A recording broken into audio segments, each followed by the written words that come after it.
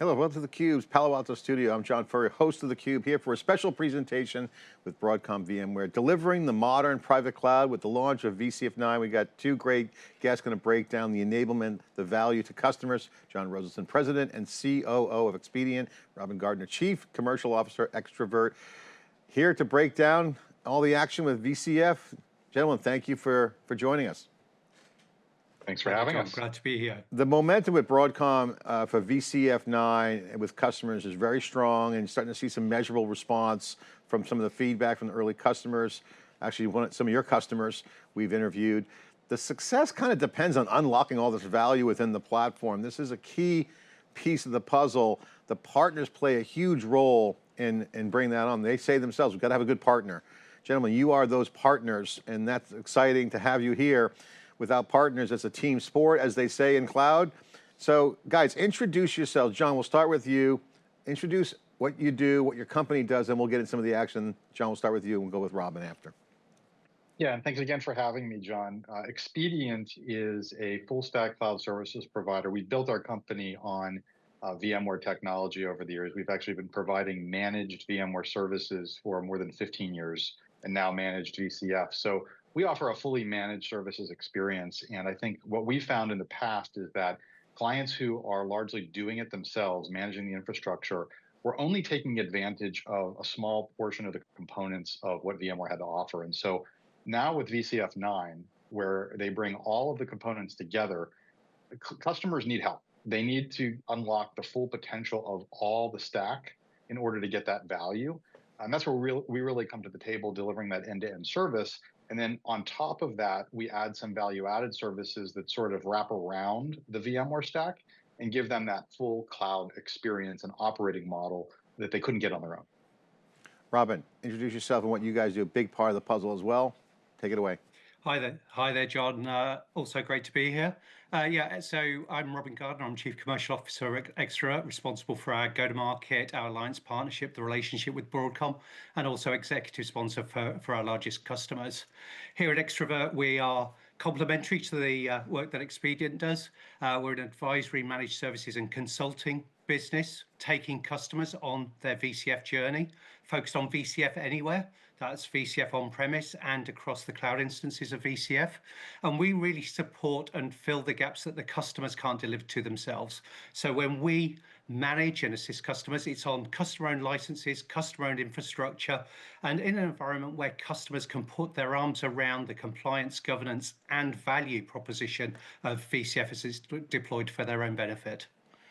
Great job, guys. I just want to get started by just acknowledging that we're seeing, always had value with partners and to customers, having that channel directly to the customers, building solutions, providing scalable partners. But now more than ever, there's a lot more operations, a lot more scale going on. We're seeing examples with VCF9 where the role of what you guys do is not only instrumental, it's a key value activity that's going to really determine whether the value is captured, right? So really key points. So let's get into it. Right away. Robin, we'll start with you. We just talked to one of your customers. They're really happy with the results and the value that's been enabled. They're starting to see extraction from that. Why are the customers aligning with private cloud? What are you guys seeing? Why is there such a renewed interest with customers right now with private cloud as a overall core cloud strategy? What is the reason?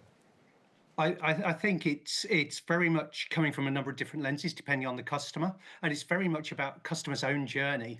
The old days of cloud first just being a premise without a reason and an understood value statement for an individual customer, those days are gone. So customers really need to understand what's in it for them.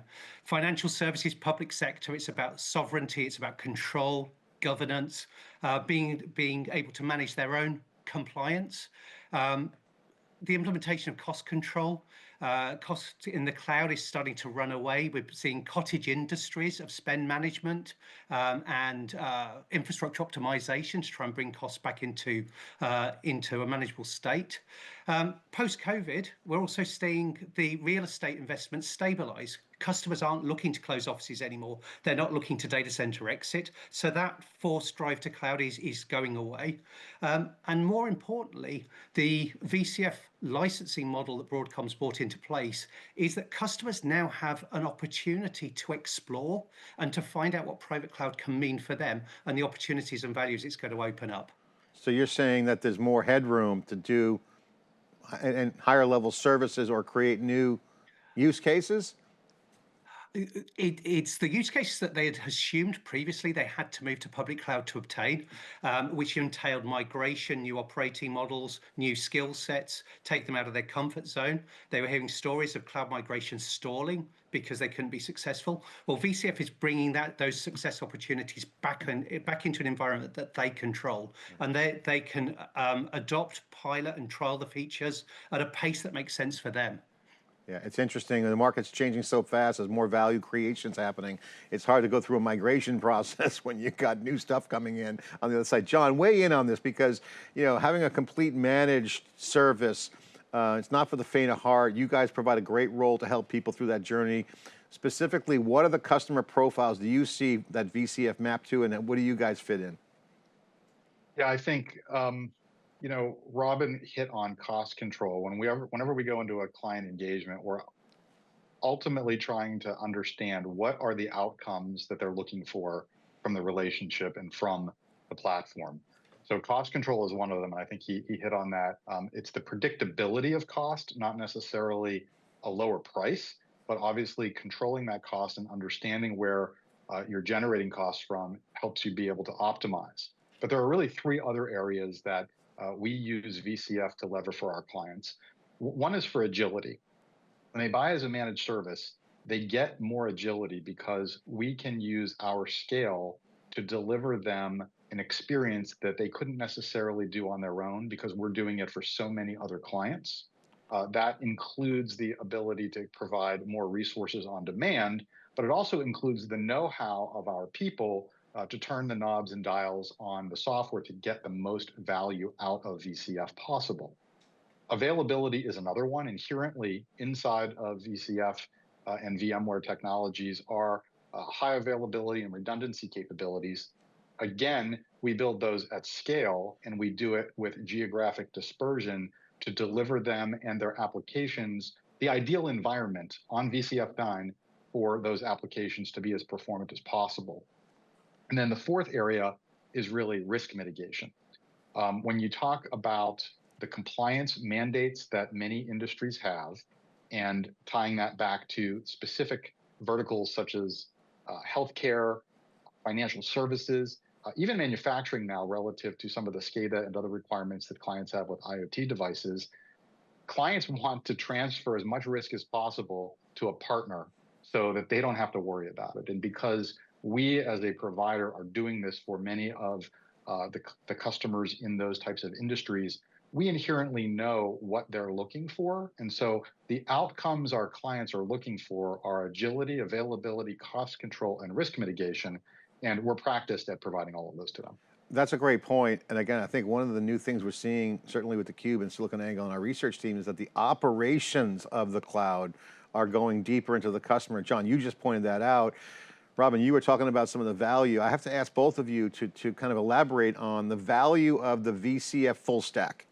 Okay, you both touched on it. We're hearing that from customers. If I have the VCF full stack, I get certain benefits. What are the drivers on the customer side, Robin?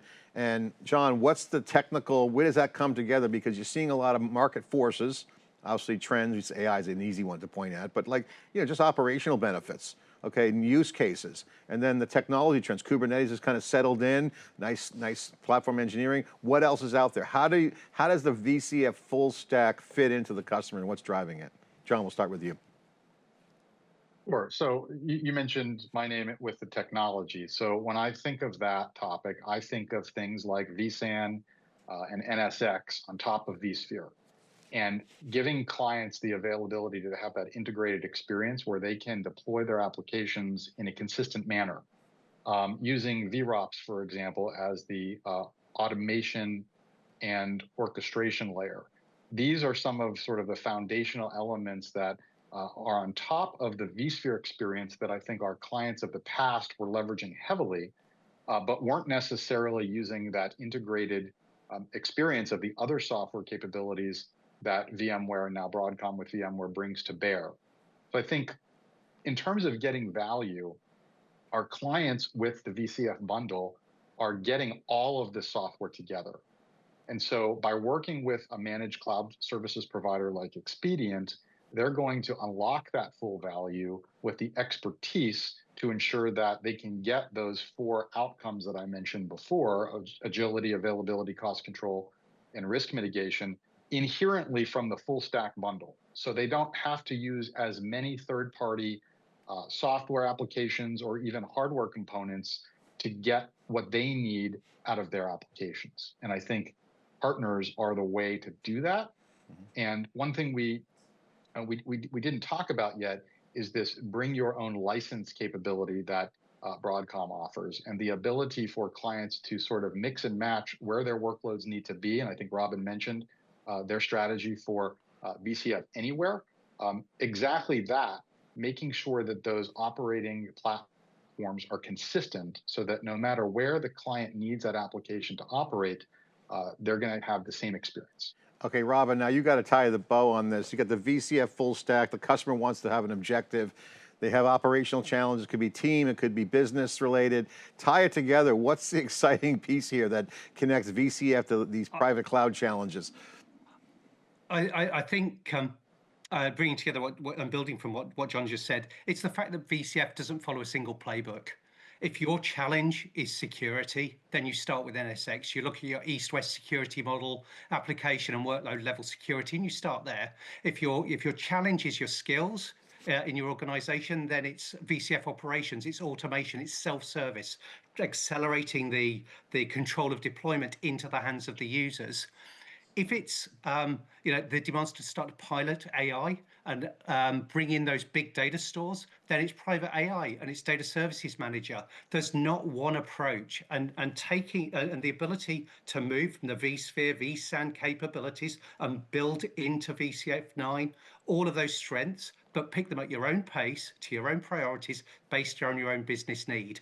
And I think that the last thing, Keith may have mentioned this earlier, is that our customers don't know what they're going to need in 2 years' time. The pace of introduction of Gen AI means that we can't assume that we know what our strategy will be in 3 years. And so investing in VCF9 in the knowledge that Broadcom is going to bring capabilities to the forefront as technology drivers change gives a level of confidence that they're investing in a platform for the use case they don't yet know. That's a great point about the innovation, because the innovation headroom, well, first of all, the point about entry points, it's just beauty's in the eye of the beholder. If they wanted this, they give them here. But I want to talk about the innovation, because this is a big overlooked conversation. What's next is a big part of VMware Broadcom strategy. They're saying we're going to bring more goodness to the stack. Explain the opportunity there, what that means.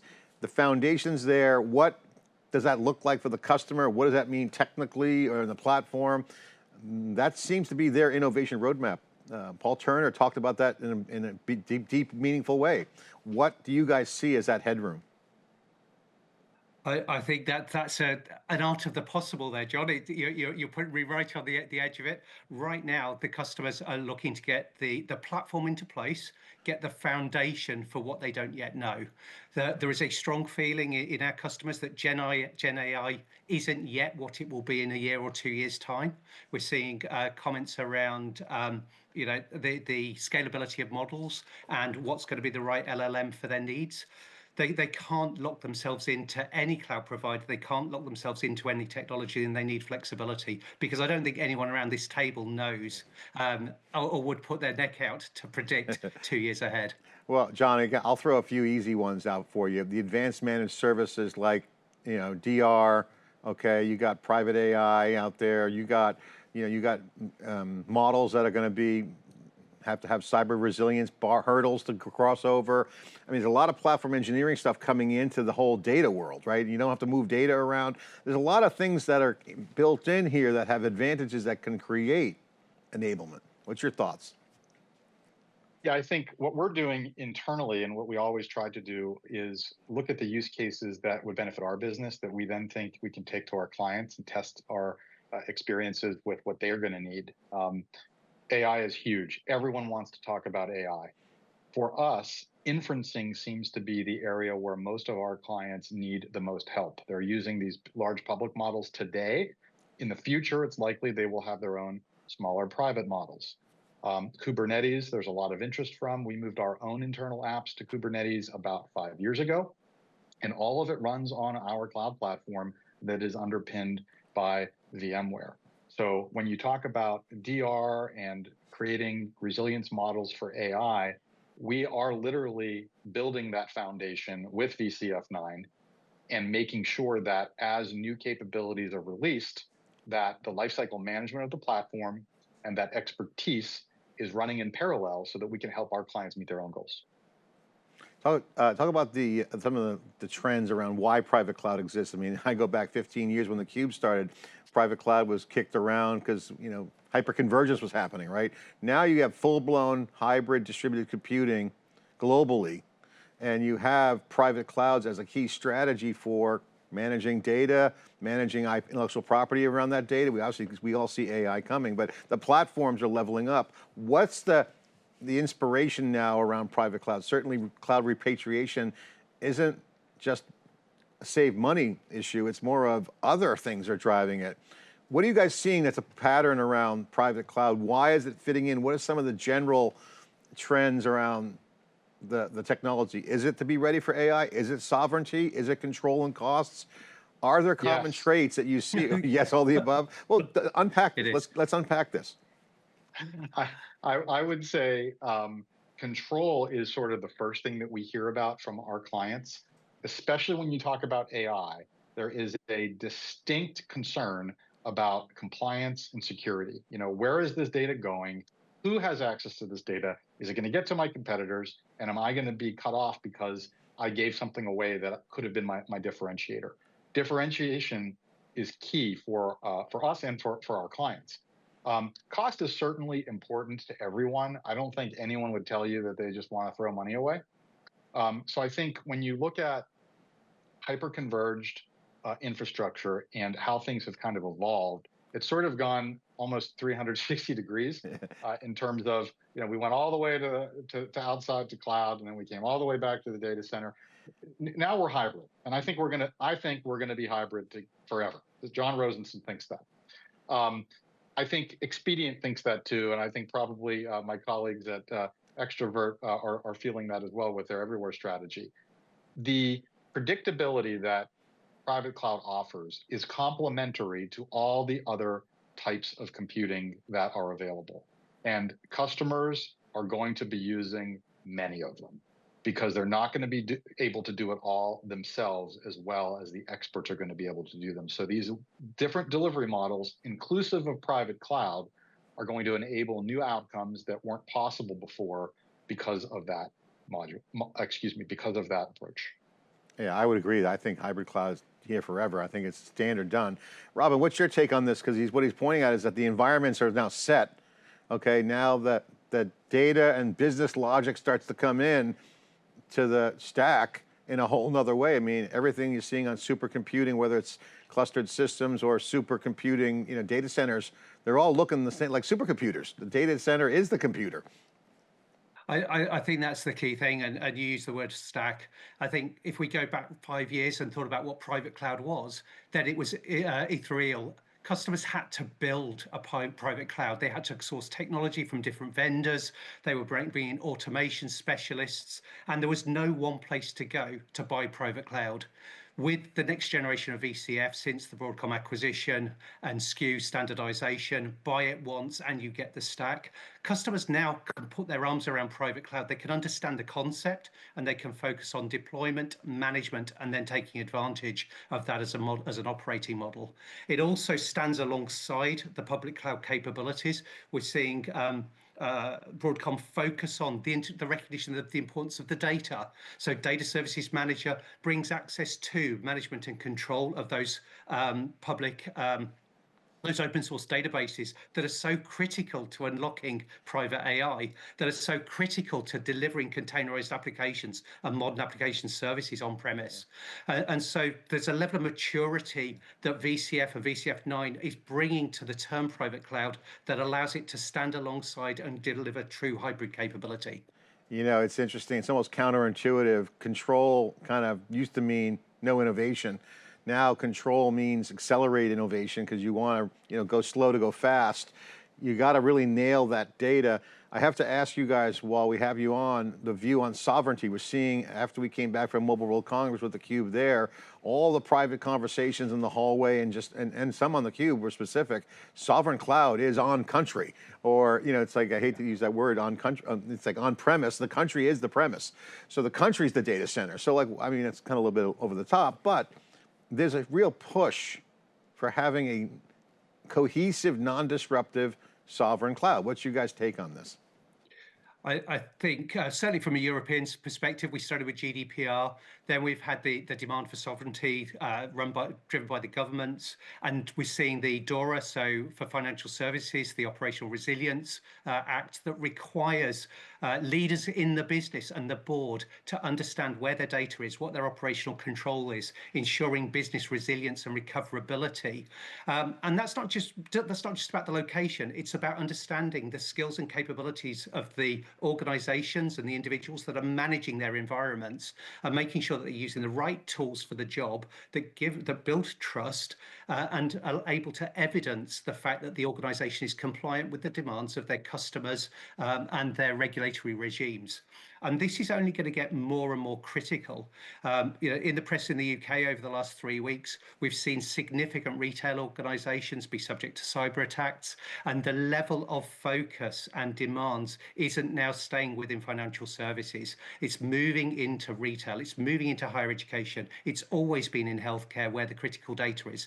The national governments are starting to up the requirements and expectations of the vendors that they work with, and demand levels of engagement, data and transparency that the global cloud providers are really going to struggle to provide. And so that demand to bring it back on premise or bring it to smaller partners or trusted hosting providers where they can scratch the surface, visit the premises and feel and touch things for themselves, I think are going to become more and more critical. Yeah, big forcing function there. I think it's going to be massive sovereignty. John, what's your take? You got to operate, we have some regions, now you got countries. Scale matters, data matters, intelligence matters. What's your take on the whole sovereign thing?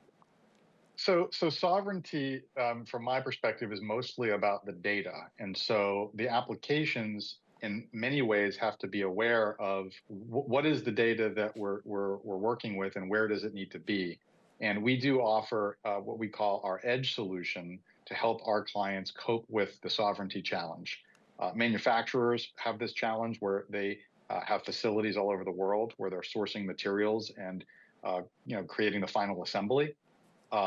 Some of these compute clusters will run their operational technology for their manufacturing lines in as much as they'll run some of the IT systems or the IS systems that they have with customer data in them.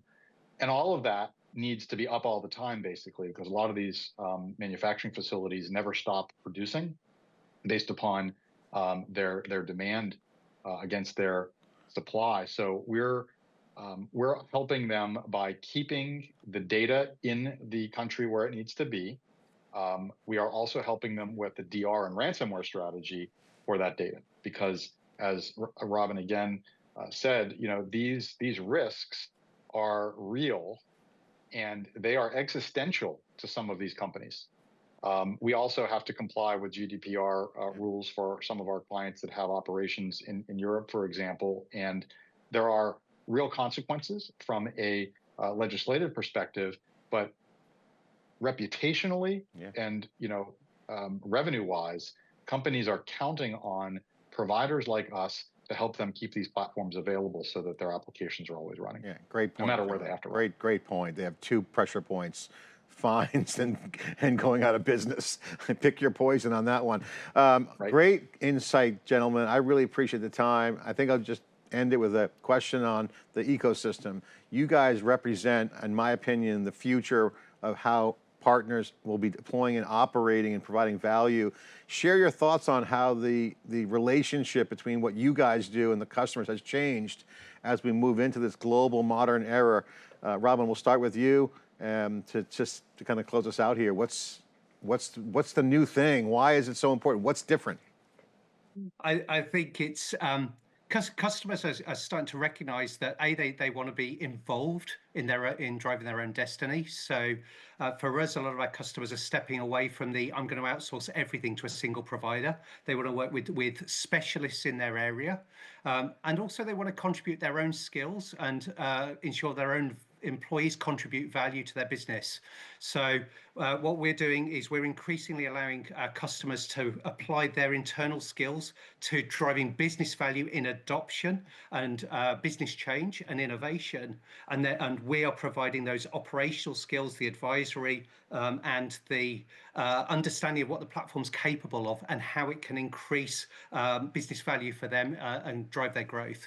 And it's all about trust, transparency. I mean, they're classic old words, but true trust and transparency, because we're in this together. Our success isn't measured just by selling a license and ensuring it gets deployed. Our success is managed 6, 12, 18 months later when value starts to get realized and the business starts to understand that this is a platform that they can use to drive change and acceleration.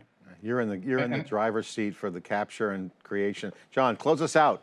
The new modern era. What's different? Why is this so important now? Well, when you mentioned ecosystem, the first thing that came to my mind was choice. And I think I align with what Robin said. And in the past, that choice was mostly aligned around the technologies of storage and data protection and maybe databases. And in the new world, it's SaaS platforms, it's APIs, it's microservices, it's LLMs. And all of this stuff is coexisting together. So it's not this or that or one or the other, it's an and. All of these things have to work together in the modern platforms of the future. Gentlemen, thank you so much again.